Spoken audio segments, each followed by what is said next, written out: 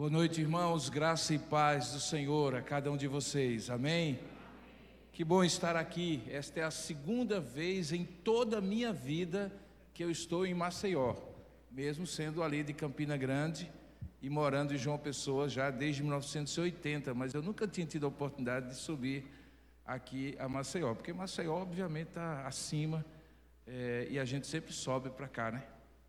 Que alegria poder estar aqui nesses 39 anos da Igreja Presbiteriana do Farol, poder rever o Gleibes, querido companheiro lá da Agência Presbiteriana de Evangelização e Comunicação, conhecer o pastor Felipe, todo o seu conselho, pastores queridos, presbíteros também, rever minha querida irmã Mônica, amiga desde o tempo da adolescência, ali na Igreja Presbiteriana de Campina Grande. Séfora mandou um abraço para você, foram colegas, minha esposa e ela, de um ministério muito abençoado com adolescentes, naquela época em que todos nós éramos um pouquinho mais jovens, lá por volta da década de 1980. Queridos, essa igreja completa 39 anos e eu quero trazer uma palavra de incentivo, de agradecimento a Deus, de gratidão ao Senhor por esses 39 anos de existência. É apenas um ano a mais do que eu tenho já de ordenação ministerial. E para mim, portanto, eu sei bem o que são 39 anos servindo ao Senhor, seja como igreja, seja como pastor. Eu quero trazer esta palavra de saudação também em nome da Igreja Presbiteriana de Tambaú, a igreja que quando vocês estiverem em João Pessoa, ficará muito feliz de recebê-los. Nós temos como lema lá, uma igreja de corações amigos e braços abertos, e todo mundo que vai lá experimenta se é verdade ou não é isso que nós temos há 24 anos como lema. Somos uma igreja mais jovem do que essa. Tive o privilégio também de plantar aquela igreja no ano de 2000, quando voltei com a minha família para morar no Brasil, e desde então sou o pastor efetivo. Vai ser uma grande alegria. Eu só espero que quando vocês decidirem ir a João Pessoa, me deem um telefonema, porque João Pessoa está crescendo muito, está indo muita gente lá, e a gente colocou uma barreira entre Pernambuco e Paraíba, só passa se tiver uma senha, e que só quem fornece a senha é o pastor Robson. Então, vocês, por favor, me avisem que nós liberamos a passagem, né? Nós não temos um litoral tão bonito quanto o de Alagoas, mas estamos ali em segundo lugar, Pernambuco que se segure, perto de nós dois, Paraíba e Alagoas, né? Queridos, quero trazer também em nome do Sínodo da Paraíba, que eu tenho a alegria também de presidir, uma palavra de saudação a todas as igrejas, dos nossos 10 presbitérios que formamos naquele sínodo, e que para nós também é uma grande alegria ver o trabalho desenvolvendo-se também no estado de Alagoas, também por meio da Igreja Presbiteriana Farol.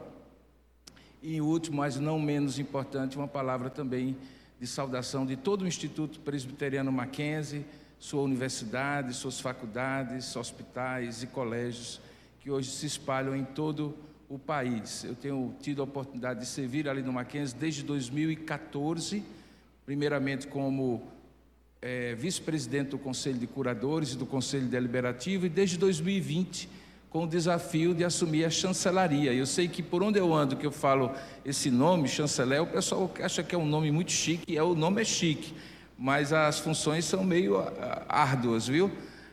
O chanceler é o representante da Igreja Presbiteriana do Brasil no dia a dia do Mackenzie. É uma função não apenas de representação, mas também uma função de apoio emocional e espiritual para todos os nossos alunos, colaboradores, professores, pacientes nos hospitais e familiares também. Para isso nós temos uma equipe de capelania, que hoje é composta por 32 capelães e assistentes de capelania, todos coordenados pelo gabinete da chancelaria. Ontem mesmo à noite, ou melhor, nessa madrugada, né, começamos às 11 horas e fomos até às 5 horas da manhã, uma grande vigília de oração naquele campus ali em Higienópolis, que é o nosso campus principal. E também é o responsável por toda a expressão de cultura, de música e de memória do Instituto Presbiteriano Mackenzie, através do Centro Cultural, Histórico e Cultural Mackenzie, o edifício número 1, que esse ano completou 120 anos de existência. O Mackenzie é uma instituição mais do que Sesc centenária, a principal autarquia da Igreja Presbiteriana. Esse ano, em outubro, completaremos 150 anos, 155 anos, melhor dizendo, Começamos ali por meio do casal missionário Mary Ann e George Chamberlain, em 1870. Para vocês terem uma ideia, São Paulo naquela época tinha 24 mil habitantes. Qual é o bairro aqui de Maceió que tem 24 mil habitantes? Pois era o tamanho que São Paulo era na época. E depois se transformou na grande metrópole, e o Mackenzie é um filho ilustre daquela cidade, uma das maiores metrópoles do mundo. Eu tenho o privilégio de ali servir como chanceler de segunda a sexta. E na sexta-feira eu pego meu voo e passo o final de semana pastoreando a igreja querida com o auxílio dos pastores e presbíteros. Nesse ano um pouco mais apertado, porque nós começamos a plantar muitas igrejas e a cada uma delas enviaram o nosso pastor auxiliar. E aí estamos plantando a terceira igreja na cidade de João Pessoa, e o nosso pastor auxiliar está dedicado apenas a esse novo trabalho. Temos agora somente um pastor conosco. Então vocês imaginam que quando eu chego lá no final de semana é muito corrido, mas eu fiquei muito feliz por esse convite, lamentando só não poder estar à noite, pastor Felipe, né? Só não estar à noite, porque eu tenho que pelo menos estar lá para pregar a palavra de Deus. Portanto, em nome da igreja de Tambaú, do Sínodo e do Instituto Presbiteriano Mackenzie, os parabéns de todos nós a esses 39 anos da igreja presbiteriana Farol. Que Deus possa abençoá-los por muitos anos à frente. Eu costumo brincar dizendo assim, que eu espero que vocês não completem 40 anos. Amém? Olha, teve um crente ali que disse amém. Por quê?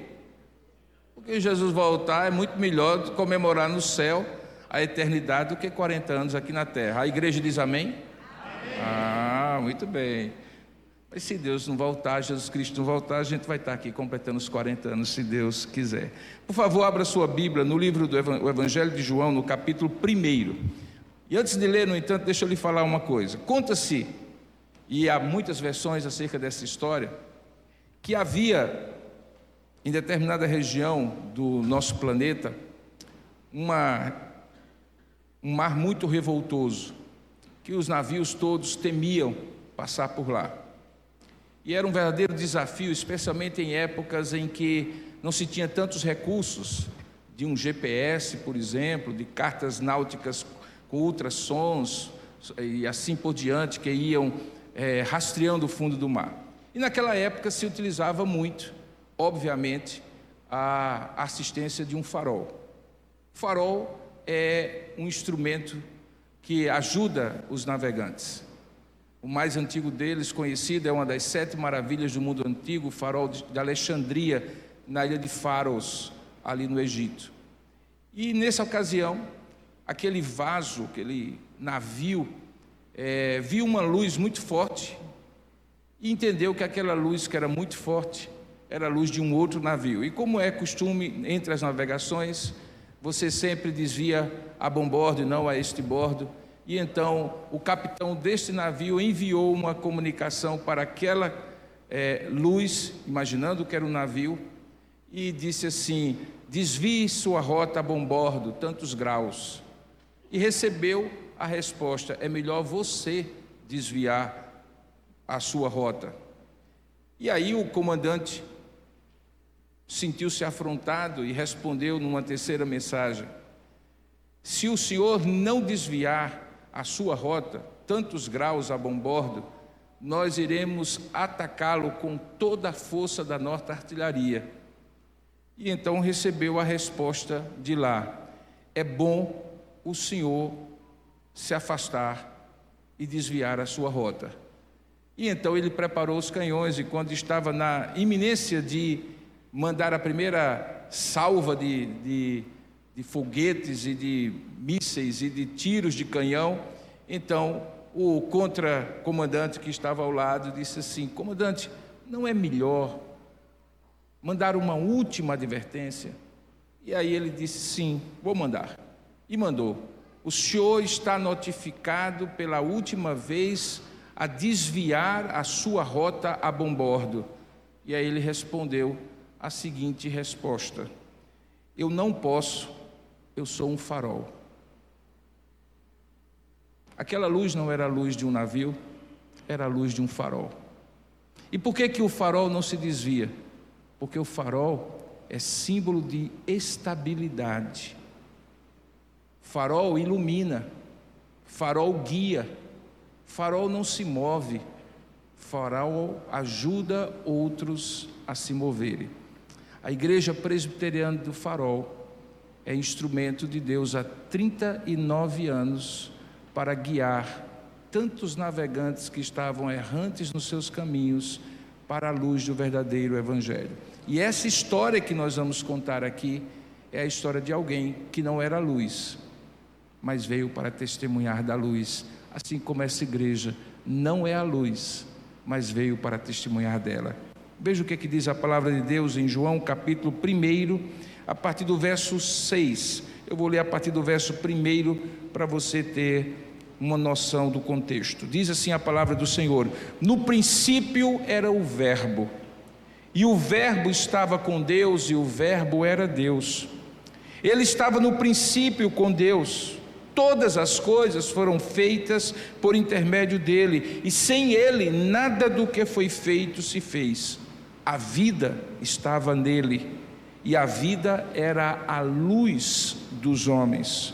A luz resplandece nas trevas, e as trevas não prevaleceram contra ela. Houve um homem enviado por Deus, cujo nome era João. Este veio como testemunha para que testificasse a respeito da luz, a fim de todos virem a crer por intermédio dele. Ele não era luz, mas veio para que testificasse da luz, a saber, a verdadeira luz que, vinda ao mundo, ilumina a todo homem. Que Deus abençoe a sua palavra lida. Amém. Ó Deus amado, diante da tua palavra inspirada pelo teu Espírito, nós rogamos, ó Pai, humildemente que o Senhor nos assista por este mesmo Espírito, iluminando a nossa mente e nos dando, ó Deus, clareza daquilo que o Senhor tem para nós. Abre o nosso entendimento, dilata a nossa compreensão, de tal maneira que possamos não somente ler o texto sagrado como acabamos de ler, mas ouvir a tua voz com a mensagem que o Senhor tem para cada um de nós, a mensagem da luz do mundo que ilumina todo homem. É assim que nós te oramos, em nome e para a glória de Jesus. Amém. Queridos, todos conhecemos esse prólogo do Evangelho de João. O Evangelho de João é um dos 4 evangelhos e o mais diferente dos outros, todos, os outros 3.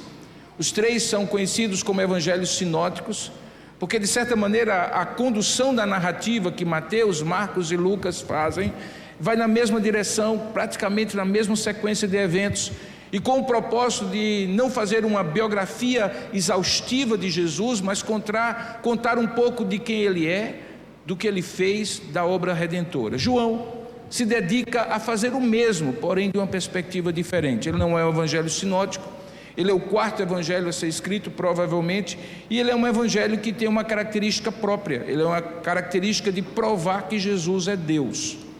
Daí porque fica muito claro, desde o seu início, a associação que João faz com aquele primeiro capítulo de um outro livro que inicia o Antigo Testamento, que é o livro de Gênesis. Lembra como começa Gênesis? No princípio criou Deus os céus e a terra. Aqui ele diz: no princípio era o Verbo estava com Deus e o Verbo era Deus. E ele diz que ele estava no princípio com Deus. Portanto, os primeiros leitores, e nós aqui também, imediatamente somos remetidos àquela primeira frase do primeiro livro da Bíblia que diz: no princípio criou Deus os céus e a terra. E é de propósito. O que João estava querendo estabelecer era justamente que aquilo que ele iria descrever no seu evangelho era nada mais, nada menos do que a realidade histórica daquilo que desde toda a eternidade foi o propósito de Deus, de sendo Deus se fazer carne e habitar entre nós, enviar o seu Filho para ser o nosso Redentor. E é exatamente essa história que ele vai contar nos seus 21 capítulos, que são o Evangelho de João. Perceba que quando ele conta estas coisas, nos 3 primeiros versículos, ele fala justamente, ele remete-nos à criação. Ele diz: no princípio era o Verbo estava com Deus, o Verbo era Deus. Ele diz que ele estava no princípio com Deus e que todas as coisas foram feitas por intermédio dele, e sem ele nada do que foi feito se fez. Ele estava remetendo à criação. Mas a partir do verso 4, ele começa a presentificar aquela mensagem. Ele começa a tentar trazer aquela mensagem, que é uma mensagem de um Deus que é eterno, de eternidade passada, eternidade futura, para a realidade do que ele iria contar. Por isso que no verso 4 ele dizia: a vida estava nele, e a vida era a luz dos homens. Ele introduz também duas palavras, vida e luz. No contexto hebraico, vida e luz é na verdade expressão, ambas expressões do ser de Deus. Se você entender direitinho o que ele está querendo dizer aqui, ele está querendo dizer basicamente que a vida rompe aquela terra que estava habitando em escuridão no momento inicial da criação, quando Deus disse haja luz. E Deus não diz apenas haja luz para iluminar, ele diz haja luz para que haja vida, porque sem luz não é possível ter vida. Logo nos dias da criação, após a luz, são criadas a água, a porção terrestre, todos os animais, dos mais simples aos mais complexos, e no sexto dia o próprio ser humano, criado à imagem e semelhança de Deus. Fica claro, portanto, a conexão que João faz entre vida e luz. E essa conexão é importante, porque João, o evangelista que conta essa história, ele introduz o nome de um outro João no meio do prólogo, como se estivesse fazendo um aposto, uma espécie de parêntese na história que ele estava contando acerca do Verbo. É como se ele, falando da eternidade, agora resolvesse falar sobre o tempo.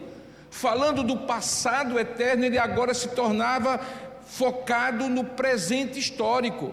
E qual é o presente histórico? É quando ele diz: houve um homem, verso 6, enviado por Deus, cujo nome era João. Esse homem enviado por Deus, cujo nome era João, nós vamos conhecer nos próximos capítulos do Evangelho de João como João o Batista. Na verdade, nos outros evangelhos, especialmente no Evangelho de Lucas, nós conhecemos que ele era filho de Isabel e Zacarias, e ele mesmo um milagre.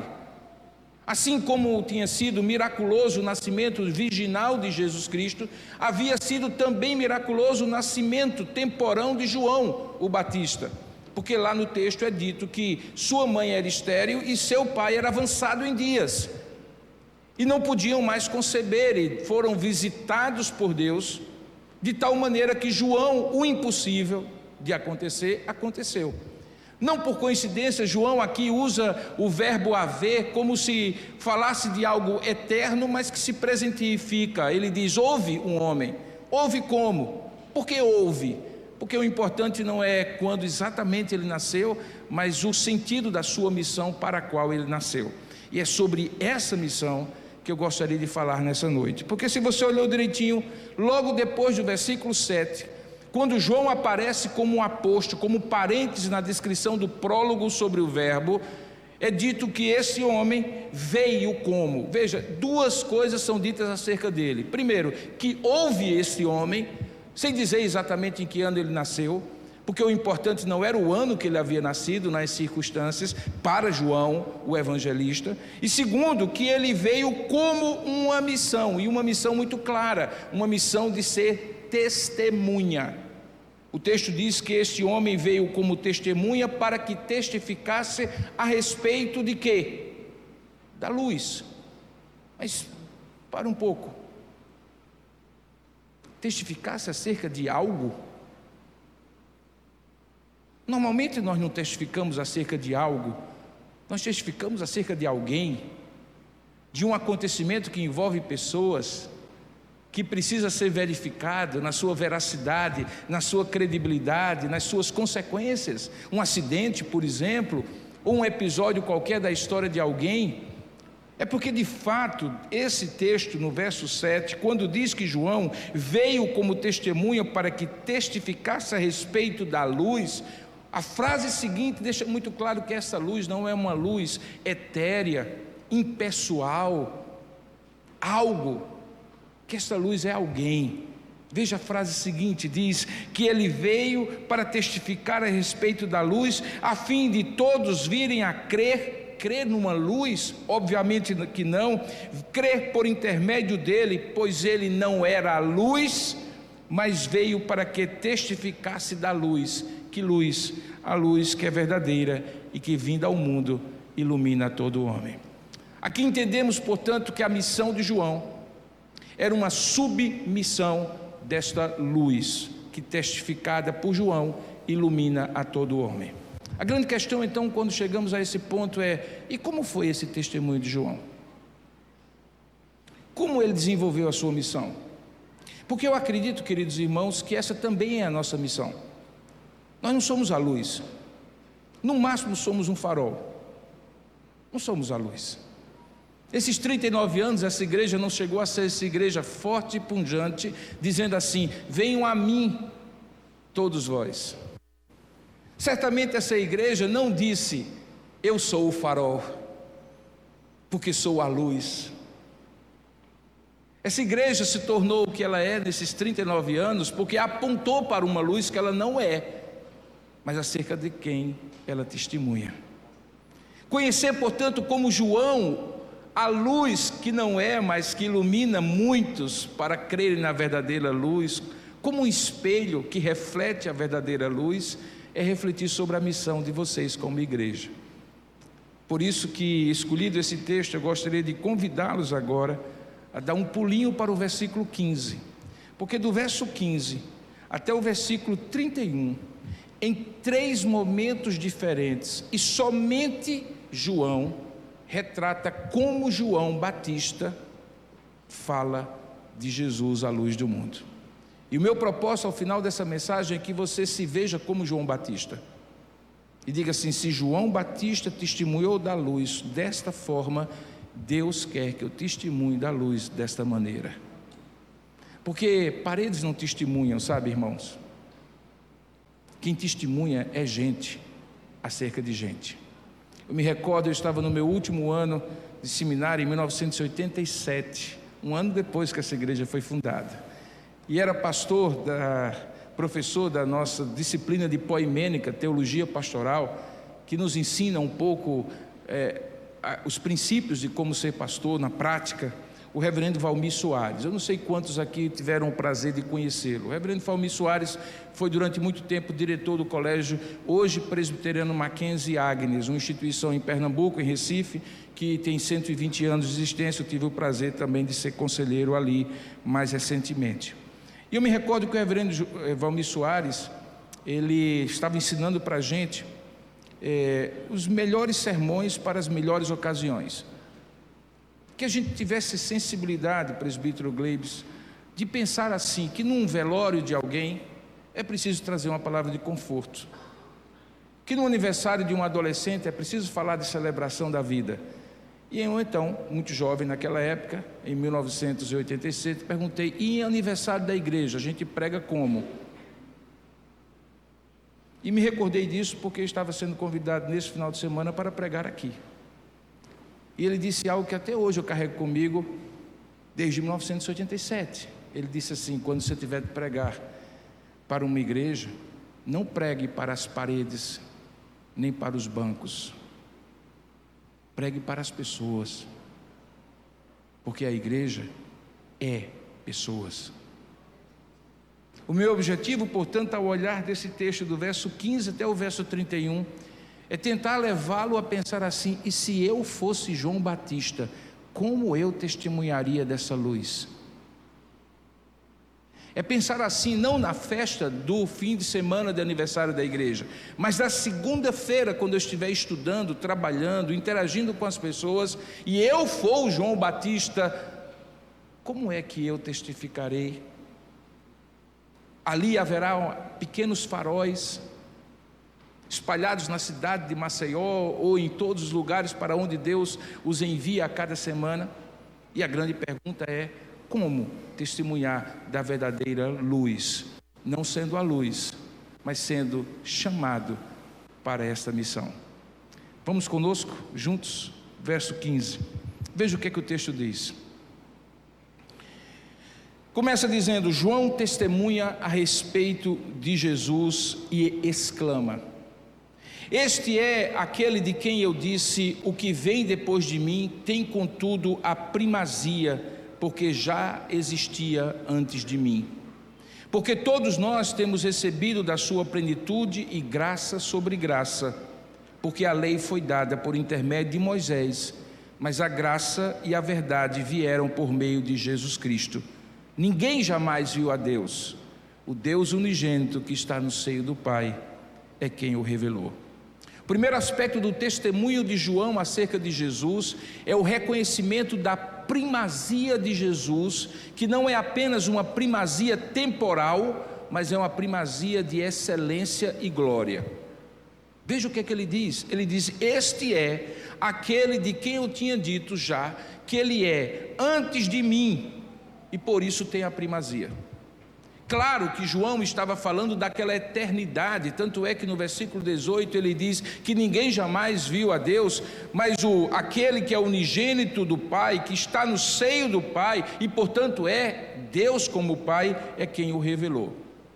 Ele estava falando certamente de uma primazia temporal, ainda que tivesse nascido 6 meses antes de Jesus, porque ele não estava olhando para o Jesus, filho de Maria, mas ele estava falando para o Verbo que se faria carne e habitaria entre nós. Portanto, a primazia que João está estabelecendo aqui não é uma primazia apenas temporal, é uma primazia como o próprio termo primazia significa, que não é apenas o primeiro numa fila, mas o mais importante da fila. Aquele que é o principal, que faz todos os outros viverem em função dele.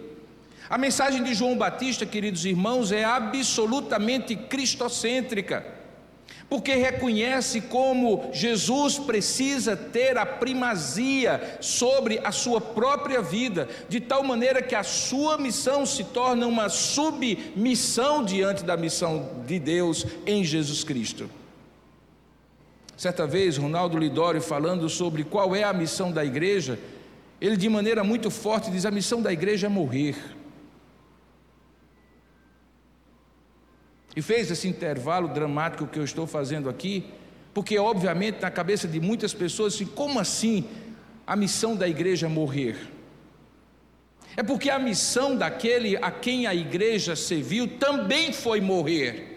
Lembra da palavra de Jesus quando disse: se o grão de trigo ficar vivo, fica ele só, mas quando ele morre no seio da terra, ele produz muitos frutos. Ele estava falando de uma autorrenúncia, de um autoesvaziamento, de um estado de humilhação tal que não somente Jesus passou, mas muitas vezes a igreja precisa passar para que Deus seja exaltado e não a própria igreja seja a primaz, aquela que tem a primazia. Frequentemente eu vejo um erro crasso que nós, pastores, podemos estar cometendo, mas vocês também, como crentes em Jesus Cristo, que é substituir o testemunho de Jesus sobre o testemunho sobre a igreja. É diferente dizer assim: venha para a minha igreja porque ela é muito boa, e dizer assim: venha para Jesus arrependido dos seus pecados porque ele é o salvador da sua alma.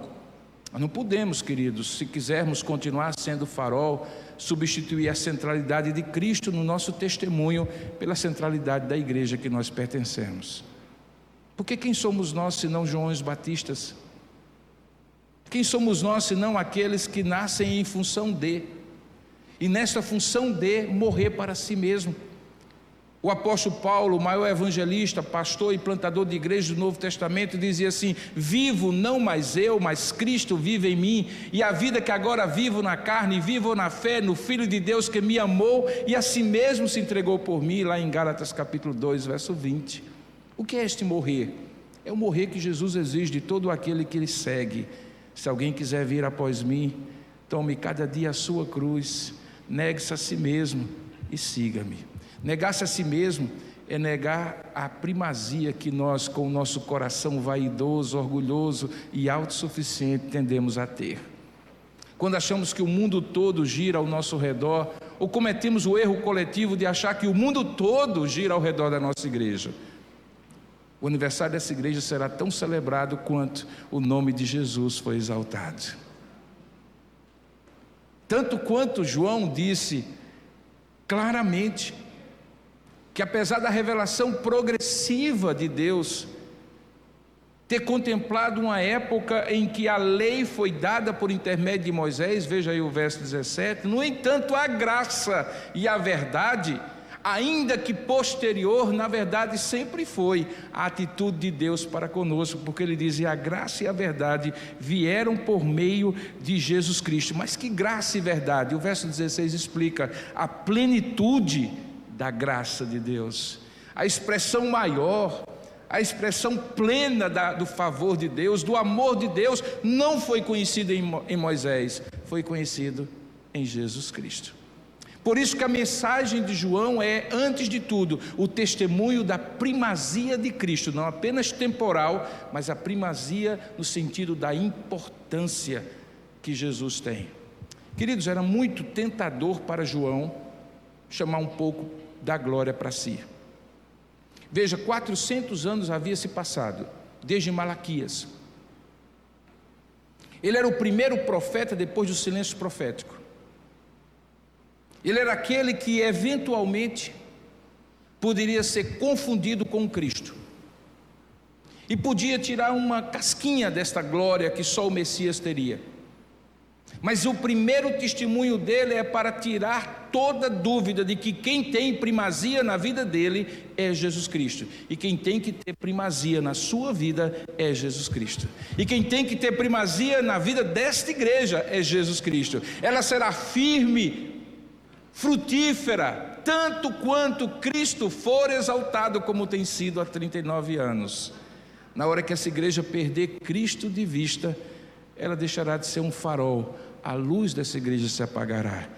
Que tal não aconteça, permaneçam dizendo: este é de quem nós testemunhamos, porque veio sempre antes e mais importante do que todos nós, do que essas paredes e todos os ministérios dessa igreja. É para isso que nós existimos.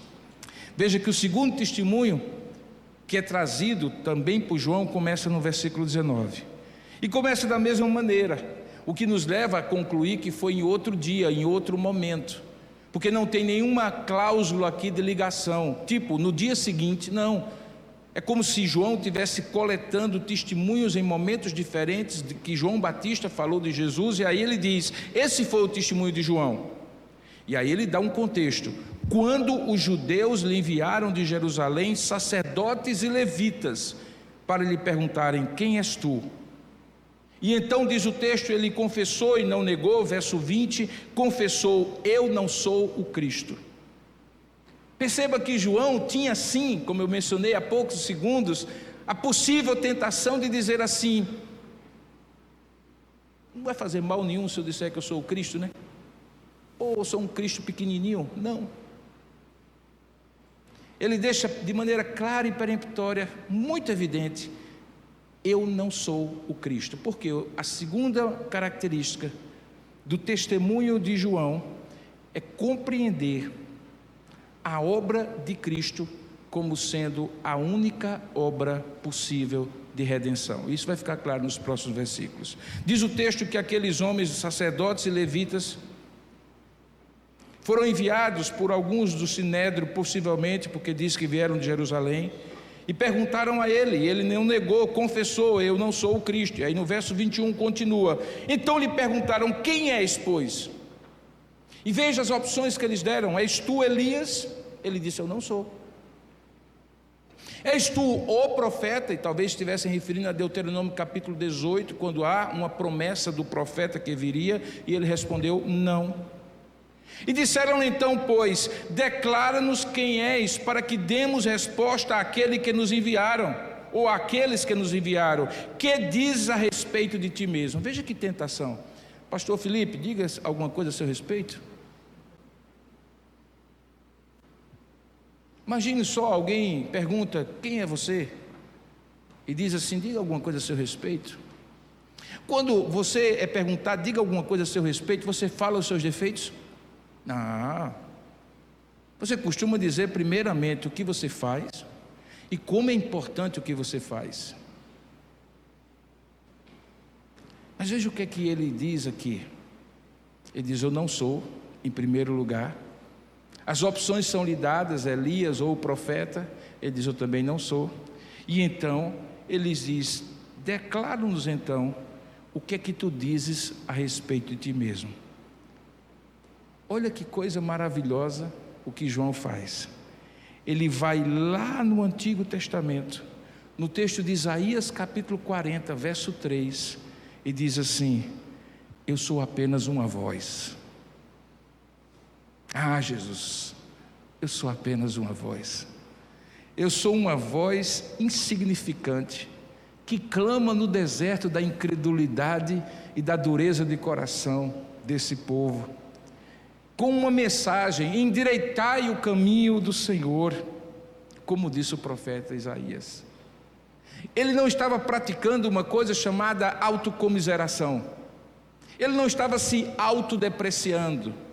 O próprio Senhor Jesus diria futuramente que não houve nenhum homem nascido de mulher mais importante do que João. Mas por que ele era o mais importante? Não por quem ele era, mas pela missão que ele exercia. E a missão que ele exercia é ser uma voz.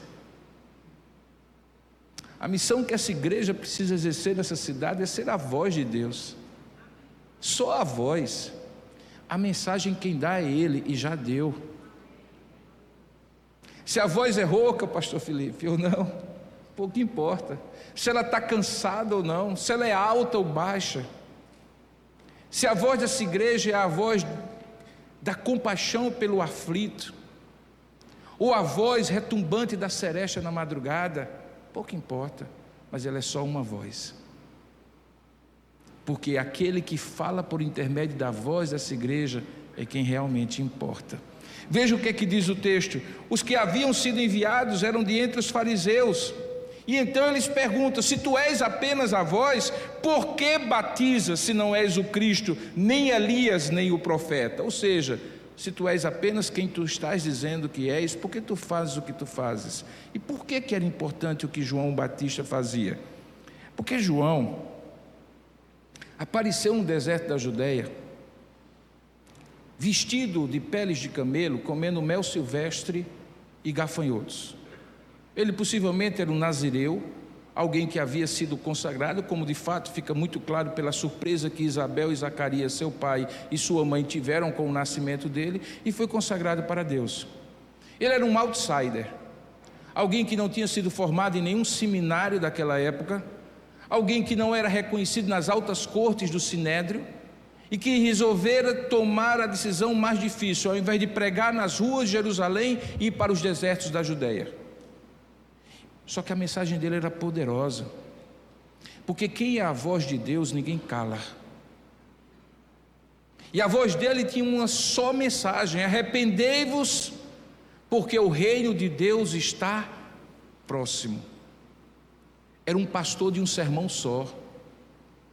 Ele só pregava esse sermão, mas ele pregava com uma voz tão poderosa de quem tinha consciência da sua missão, de ser uma voz e de testemunhar da luz, que ele provocou a curiosidade dos poderosos de Jerusalém.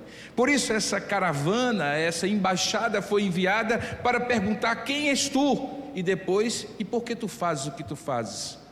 Porque junto com o seu testemunho, João, pregando que eles deveriam se arrepender e voltar-se para Deus, começou a praticar um batismo que foi típico do seu ministério. Havia lavagens purificadoras na antiga aliança.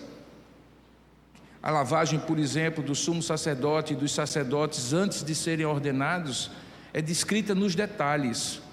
Simbolizava, obviamente, a pureza que se tem que ter diante de Deus.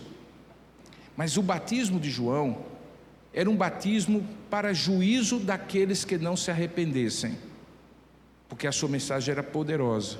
E diz o texto que multidões começaram a sair de Jerusalém e ir para os desertos, especialmente numa região perto de Betânia, onde havia o rio Jordão, e ainda hoje há, pedindo para serem batizadas, clamando por perdão, porque a mensagem do arrependimento poderoso que saía daquela voz que clamava no deserto havia convencido aqueles homens e mulheres que eles eram pecadores e precisavam de uma restauração.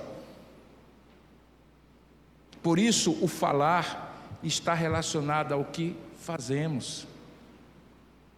Se João só dissesse: arrependei-vos e crede, porque o reino de Deus está próximo, e nada fizesse de maneira coerente, congruente e convincente acerca daquilo que ele falava, não teria poder nenhum. Mas à medida em que aquelas pessoas eram convencidas pela sua voz, elas eram batizadas no Rio Jordão, para fugir da ira vindoura, que viria com a chegada do rei, que inauguraria o reino de Deus. Assim também é o nosso testemunho, irmãos. Existe uma falsa dicotomia de que pelo fato de crermos que a salvação é somente pela fé, que nós não fomos chamados para viver na prática de boas obras, para as quais, diz o texto de Paulo escrevendo a Efésios, capítulo 1, verso 10, foram preparadas de antemão para que vivêssemos. Essa é uma falsa dicotomia. As obras certamente não salvam, mas as obras provam na prática a fé que dizemos crer com a voz que proferimos. Por isso, uma igreja que pretende ser farol e voz de Deus, como tem sido esses 39 anos, um crente, um presbítero, um pastor, um pregador, um músico, um cantor, alguém que serve em qualquer lugar, precisa ser aquele que tem vida coerente naquilo que fala em relação àquilo que faz, e principalmente no serviço ao próximo. Se você olhar direitinho, há algumas parábolas, das quais eu destaco uma, a mais conhecida talvez de Jesus, que é a parábola do bom samaritano. É provocada justamente quando alguém questiona como é possível alguém que crê em Deus amar a Deus acima de todas as coisas e ao próximo como a si mesmo, se não souber quem é o próximo. Lembra da pergunta que é feita: e quem é o meu próximo, Senhor? E o que Jesus diz? Jesus conta uma parábola cuja lição é: o próximo é o que estiver mais necessitado, mais abandonado e mais excluído dos olhares de todos, e que Deus coloca na sua frente, ali numa estrada entre Jerusalém e Jericó. Eu não vou pregar sobre o bom samaritano, mas você conhece a história de como aquele homem, que supostamente não era membro de nenhum segmento religioso do judaísmo, foi usado por Jesus como instrumento e como exemplo de como a gente precisa ser voz e precisa operar aquilo que nós cremos de acordo com a obra que nós fazemos. João pregava sobre a chegada do reino, João batizava as multidões que respondiam à sua voz. A igreja prega sobre o amor de Deus e sobre os valores do reino. O que essa sociedade de Maceió espera é ver desta igreja os valores do reino sendo encarnados nessa igreja, dentre os quais amar a Deus acima de todas as coisas e amar ao próximo como a si mesmo.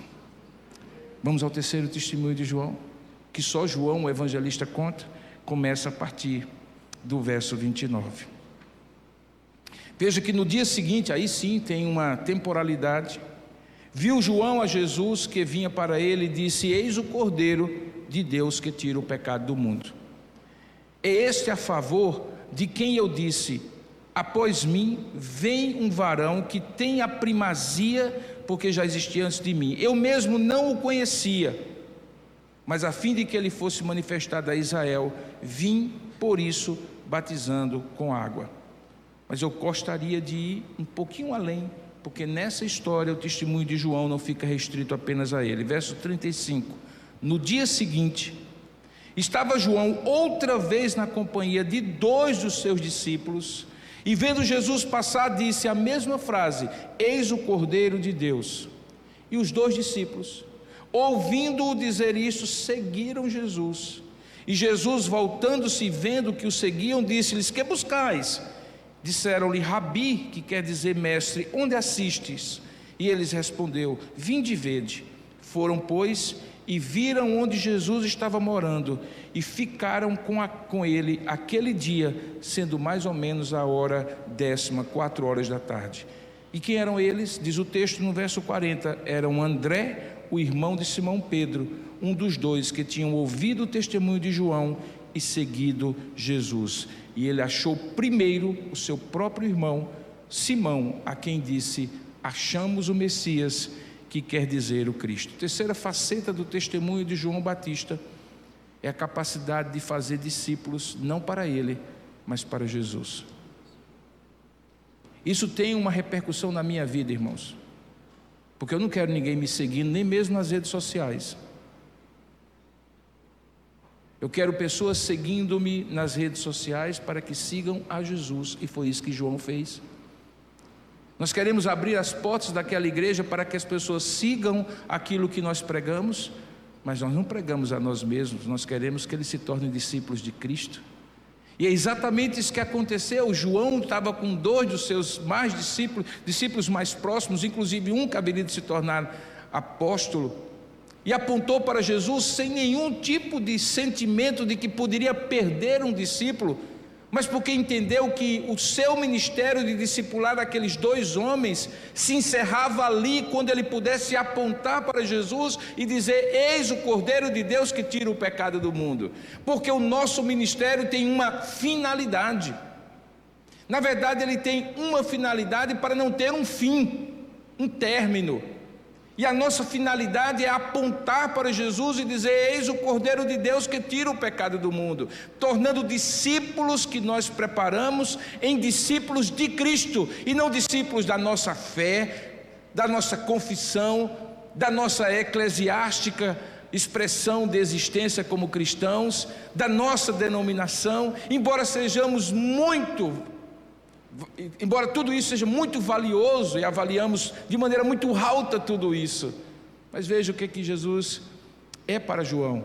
Ele é aquele a quem João aponta.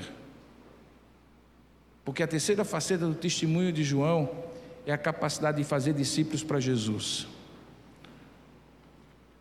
Discípulos é algo diferente de membros da igreja, irmãos. É possível ser membro da igreja sem ser discípulo de Cristo, infelizmente. É possível se tornar membro de uma denominação e até uma pessoa, do ponto de vista da confissão, até tido por muito ortodoxo, e no entanto não seguir a Jesus como o mais fascinante projeto de vida. É preciso que a igreja seja aquela que aponte para Jesus e diga assim: para você ser membro, é preciso ser discípulo. Porque ser discípulo é mais importante do que ser membro. João perdeu 2 membros da sua igreja, e Jesus ganhou 2 discípulos para ele. João abriu mão de 2 discípulos. Jesus era a finalidade daquilo que João fazia como discipulador. Perceba, portanto, que quando nós juntamos esses 3 testemunhos, nós descobrimos algumas coisas maravilhosas. Primeiro, que a primazia da nossa vida, do nosso ministério como pessoas e como igreja, é Jesus Cristo. Não apenas porque Ele é o Verbo eterno, mas porque Ele tem a maior importância. Nós somos cristãos por causa disso. A nossa confissão de fé é em alguém que, sendo Deus, se fez carne e habitou entre nós, o único Deus verdadeiro.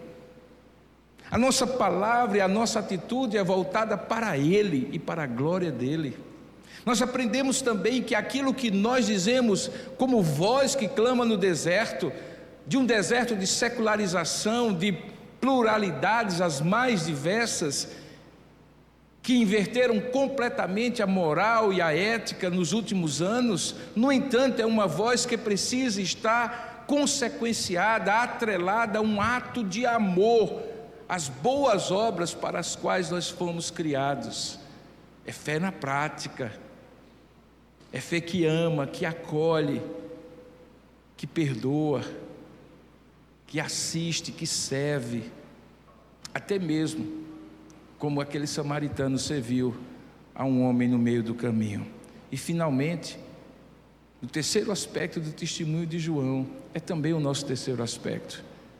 Qual o propósito nosso? Não é termos uma igreja muito grande, é termos uma igreja grande formada por discípulos de Cristo. E essa igreja será avaliada um dia diante de Deus, queridos, não pelo tamanho do seu rol, mas pela qualidade do seu discipulado. pela profundidade do compromisso de cada um que é crente nesse lugar, e quando sai da festa do aniversário da igreja, vive o discipulado de Jesus no dia a dia da sua existência. Essa igreja tem sido abençoada quando filhos e filhas dele, do Senhor Deus, que estão aqui presentes, vivenciam essas 3 facetas, que são as facetas do testemunho de João Batista, assim como também é do nosso. Vocês lembram da história que eu iniciei? De como foi esquisita aquela ordem, supostamente cheia de autoridade, do comandante do navio, pedindo para que o farol saísse do seu lugar, como se isso fosse possível. Aquilo só aconteceu pela ignorância de compreender que aquela luz não era a luz de uma embarcação, era a luz de um farol. Quando você vê a história dos faróis, você descobre que eles nem sempre tiveram a luz que era a luz promovida por eles mesmos, com a fonte como nós temos hoje da energia elétrica ou de uma bateria. Algumas vezes na antiguidade os faróis eram iluminados por fogueiras baseadas em óleos, animais ou vegetais. E muitos, porque estavam no litoral, eram alimentados pelo óleo que era retirado dos peixes, das baleias. Mas a figura central ali daquele farol, naquela época, hoje eles são automáticos, eles são automatizados, não precisa nenhum faroleiro numa casa de farol, mas naquela época precisava. E a figura mais importante era o faroleiro, porque ele não fazia a luz aumentar ou diminuir, ele fazia a luz ser alimentada. Então, quando o óleo estava faltando, ele tinha que estar lá para alimentar a fogueira. Queridos, hoje nós precisamos voltar um pouco e deixar alguns dos processos que se automatizaram na vida da igreja voltarem a ser processos trabalhosos em que nós temos que manter a luz acesa. Em 31 de dezembro de 2023, eu passei uma experiência muito interessante.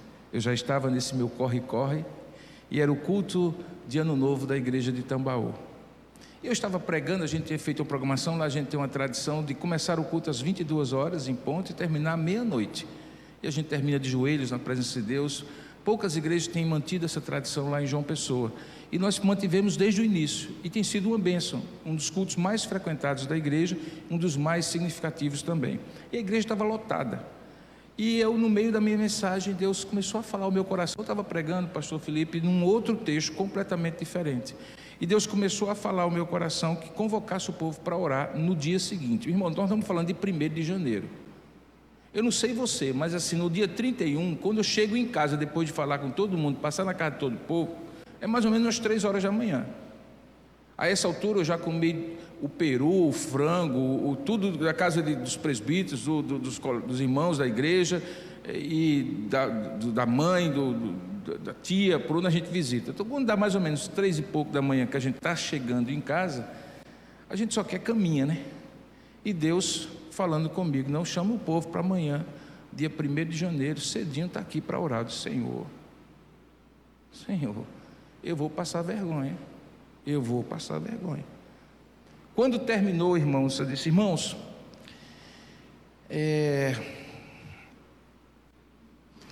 amanhã de manhã, 6:30 da manhã, toda a igreja aqui, para a gente começar o ano na presença do Senhor, porque Deus vai fazer coisas maravilhosas em 2024. E os presbíteros, lá nós não temos o costume bonito que vocês têm aqui de ficar na frente. Eles me proibiram na igreja porque eu sou muito fisionômico, então eu ficava na frente assim como o pastor Felipe, e tudo que estava dando errado na igreja, o pessoal olhava para mim e descobria pelo meu olhar. E minha esposa resolveu dizer assim: meu filho, não fique mais lá na frente não. Eu disse: que eu não vou ficar, então ninguém vai ficar, a gente fica no primeiro banco. Mas os presbíteros, portanto, estavam todos os primeiros bancos com as suas esposas e famílias. Eles começaram a olhar assim para mim. Eu sei que alguns deles disseram assim: pastor, a gente também? Claro, tem que começar com vocês. Eu sei que eu disse, meus irmãos. E aí eu entrei no carro, Minha esposa está do meu lado, com aquela... Sabe que a esposa às vezes é a quarta pessoa da Trindade, né? Eu deixei de perguntar à minha esposa como é que eu fui no sermão, logo nos 3 primeiros meses de casamento, porque quando ela foi fazer a análise do meu sermão, os primeiros que ela viu como esposa, eu vi que eu não tinha, sabe assim, autoestima suficiente para aguentar aquela crítica, não. Então, quando eu sentei, minha esposa olhou assim e disse assim: tu tem certeza? Disse: tem, Deus falou, tá. Irmãos, no outro dia, quando deu por volta de 5 e pouco da manhã, eu estava assim, meu Deus, eu vou passar uma vergonha tão grande, mas eu vou. Ajeitamos ali, quando deu 6h30, eu estava na igreja. Cheguei lá, aí começou a aparecer 1, 2, aí daqui a pouco tinha 7, 15, eu digo, rapaz. Meus irmãos, 1º de janeiro de 2024, começamos, 2023, desculpa, foi 2022 para 2023, estamos acabando de sair da pandemia. 2023 todo, 2024 todo, e 2025 todo, toda primeira semana do mês e de cada mês, nós estamos de 6h30 às 7h30, com pouca, com muita gente, chovendo ou faça sol, na presença de Jesus. E eu vou dizer uma coisa, por que eu estou contando isso? É porque a igreja tem se esquecido de orar, irmãos, como antigamente. A igreja tem se esquecido de fazer o momento devocional, como antigamente. A igreja tem se esquecido de sair nas praças públicas e distribuir folheto, como antigamente. Nosso sono do domingo à noite tem ficado muito mais sagrado do que a oportunidade de testemunhar. A gente tem esquecido de estudar a Bíblia seriamente, como se fazia antigamente. Eu não é que eu sou saudoso, não, saudosista. E também não é porque eu não vejo isso acontecendo. Deus tem feito coisas maravilhosas na igreja de Tambaú, certamente aqui em outros lugares, mas de um modo geral a igreja tem se esquecido de colocar azeite na luz do farol. E a igreja não pode esquecer isso, porque um homem só, chamado João Batista, provocou a maior revolução que preparou Jesus, ou a vinda de Jesus, para a maior obra de redenção que Deus havia planejado. Então, se um homem só, porque foi fiel, sendo testemunha da luz, fez o que fez, imagine todos nós. E não é isso que Jesus disse, que dentre os filhos dos homens não houve ninguém maior do que João, porém qualquer um dos pequeninos no reino de Deus é maior do que ele. Do que ele estava falando? Que nós somos faroleiros como João, que precisamos dizer, nós apenas alimentamos a luz que vindo ao homem, ao mundo, ilumina todos os homens. Que Deus lhe use como luz do farol que essa igreja ilumina há 39 anos nessa cidade. Amém. Vamos orar juntos? Por isso, curva sua cabeça, feche seus olhos, peça isso a Deus. Peça isso a Deus. Senhor, eu quero comemorar o aniversário dessa igreja, sendo quem alimenta a luz deste farol que essa igreja tem sido. Ó Deus amado e querido Pai, só Tu podes fazer isso em nós e por nosso intermédio. Quem somos nós, ó Pai? Como o Teu servo João disse, nós não somos dignos sequer de desatar-lhe as correias das sandálias. Somos fracos, limitados, mas somos o Teu povo, povo da Tua aliança, que tem se reunido, ó Deus, neste lugar, que tem se manifestado como igreja neste lugar, povo do Senhor, chamados para fora há 39 anos, e o nosso desejo é até aquele último momento da Tua volta, Jesus, é que essa luz desse farol seja alimentada na cidade de Maceió, e alimentada para que possa esprair luz para todos os rincões desse estado, dessa região, E a bênção que eu te peço sobre este povo que está aqui, a começar de cada um deles, pequenos e grandes, jovens e mais idosos, casados e solteiros, homens e mulheres, é que cada um deles, ó Pai, alimente a luz deste farol. Faça isso, Pai, no trabalho, na escola, usando cada um deles, porque afinal de contas és Tu que dizes para nós, ó Pai, vós sois a luz do mundo, e ninguém pode esconder a luz debaixo do alqueire, mas coloca acima de tudo, para que todos possam ser por ela iluminados.